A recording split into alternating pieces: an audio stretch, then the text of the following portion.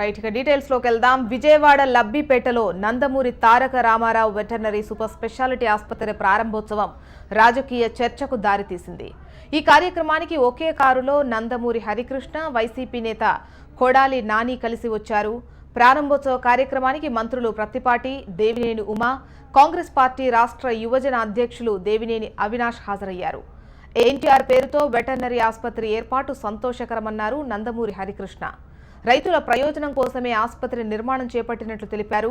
ఎంప్లాంట్స్ నుంచి 1.65 కోట్లు హరికృష్ణ కేటాయించారని ఆయనను అభినందిస్తున్నానన్నారు మంత్రి పత్తిపాటి పుల్లారావు.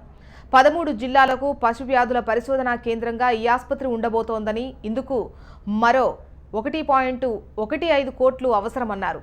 సీఎంతో మాట్లాడి ఈ నిధులు విడుదల చేయిస్తామని పత్తిపాటి హామీ ఇచ్చారు.